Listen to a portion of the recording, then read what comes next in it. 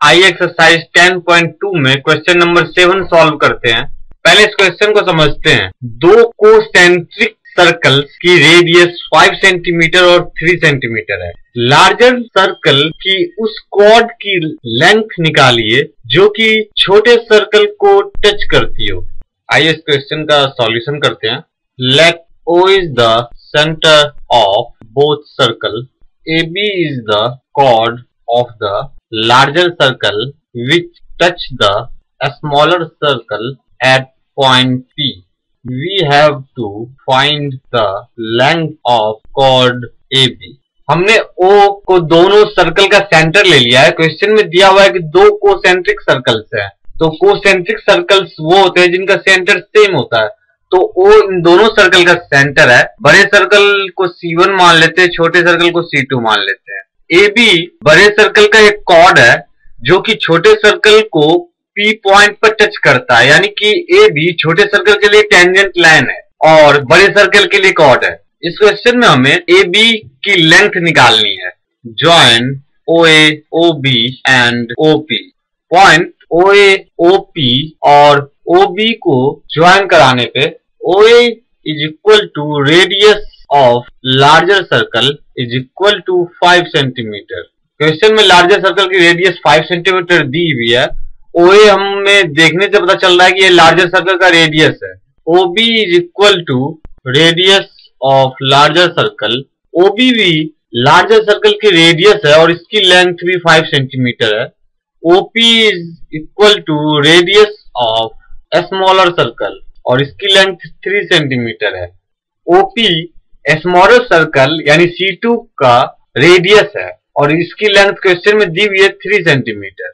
Now OP is perpendicular to AB, angle between tangent and radius at point of contact is 90 degree। हम जानते हैं कि point of contact पे tangent और radius के बीच का एंगल 90 डिग्री होता है, इसलिए हम कह सकते हैं कि एंगल OPB 90 डिग्री है, एंगल OPA भी 90 डिग्री है और OP परपेंडिकुलर AB पे। ये स्टेटमेंट थ्योरम 10.1 का है। Now in right triangle OPA, angle OPA is equal to 90 degree by Pythagoras theorem we have triangle OPA में एंगल OPA 90 डिग्री है। अब पाइथागोरस थ्योरम से हम जानते हैं कि h square is equal to p square plus b square, यानी OA square is equal to OP square plus AP square.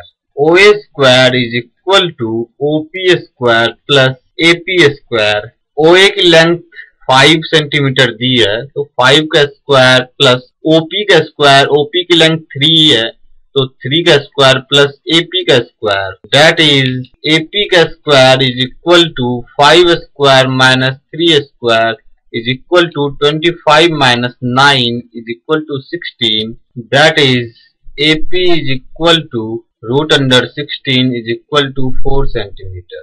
तो AP की लेंथ हमें 4 सेंटीमीटर आई है। Now in triangle OPB, angle OPB is equal to 90 degree, hence by Pythagoras theorem triangle OPB में angle OPB 90 degree है, तो Pythagoras theorem से h square यानी OB का स्क्वायर इज इक्वल टू होगा P स्क्वायर यानी OP का square plus B square यानी PB का स्क्वायर।